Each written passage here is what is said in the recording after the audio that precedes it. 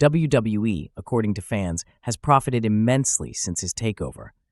If someone asks you who's actually in charge at WWE, you don't think of Vince McMahon anymore. You think mainly of Triple H, and that's not by chance. Paul Levesque, the man behind Triple H, has been planning this for a long time, decades. And he did it cunningly, a true strategist of power. "So freaking mad at me," he said. "He was on the floor and he felt my leg. I found a love letter from Stephanie. I've done everything it takes to get to the top." 14-time WWE World Heavyweight Champion, Triple H. Triple H actually petitioned for me to be fired. Triple H has proven himself as a wrestler, talent scout, businessman, and creative head of WWE shows. But all of this started much earlier than many think. Triple H was already a successful businessman before he became a wrestler. He regularly visited Gold's Gym in Nashua, New Hampshire, later began working there, took over the gym, and became rich. In 1994, he ran the fitness studio before signing his professional wrestling contract. Triple H wanted to take responsibility, and he was good at it. His relentless work ethic, professionalism, and emotional intelligence repeatedly placed him in leadership roles for success. Triple H also left behind close relationships. He cut off contact with wrestler friends because he felt they didn't take their training seriously enough. He had a long-term girlfriend who was already thinking about marriage, but Triple H broke up to focus on wrestling. He wanted to move on to the next chapter without distractions. The next chapter of his professional success was his breakthrough in wrestling. He delivered in front of the cameras, but also behind the curtain. Triple H was bold. He repeatedly came to Vince McMahon with his booking ideas.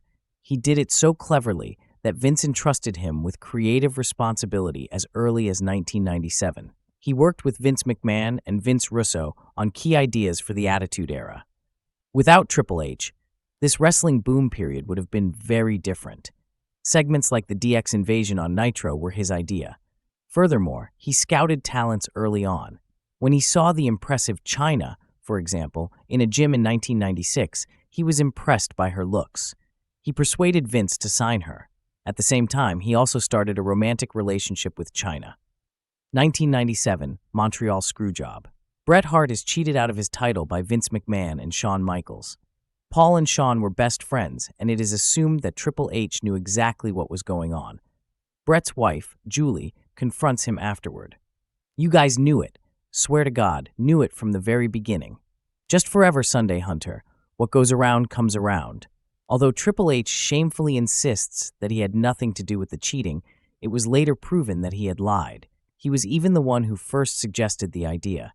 He was the main reason why Vince even considered this solution. Triple H has always been good at choosing sides. Usually, he chose the side that brought him more influence in the long run. Not Bret's side, but Shawn's. Not WCW's side, but WWE's. And perhaps most notably, not his ex-girlfriend Chyna's side, but that of Stephanie McMahon, the daughter of his boss. Backstage at WWE, employees and wrestlers have long been gossiping about Triple H. He's said to have married Stephanie exactly because she was Vince's daughter. But their love is genuine. They truly fell for each other before. Triple H was quite popular with other female wrestlers. He was with Chyna, who still raved about how good of a lover he was long after their relationship ended. But Stephanie was special in the eyes of Triple H. She was the most special young woman in the world, strong, confident, articulate, and hot. She took on responsibilities at WWE in her early 20s. On the other hand, Triple H also wanted responsibility. His dream was not to be a second-hand man to Vince McMahon. His dream was to lead the company. Certainly, seducing the boss's daughter would have been an attractive prospect for the power-hungry Triple H. Being Stephanie's boyfriend would lend him a unique status in WWE. He wanted that special status. Stephanie's father, Vince, forbade her from dating wrestlers. But, as often happens, bans usually have the opposite effect. In conversations, Vince often slipped in a comment that Stephanie should find a man who's like Triple H. Not Triple H himself, but a man who is like him. Triple H has always been drawn to powerful women. He had a 5-year relationship with Chyna. However, the two constantly clashed over different plans for the future. Triple H wanted children, but Chyna didn't. Chyna's drug addiction was getting worse, and the relationship was on the brink of collapse. Triple H just couldn't understand why China kept taking drugs. He himself had a healthy lifestyle. He doesn't drink alcohol, nor does he have any desire for a rush or high. His craving is for power, influence, significance. In psychology, people like Triple H are called power-oriented individuals. These people are so shaped by the need for power that they subordinate everything else.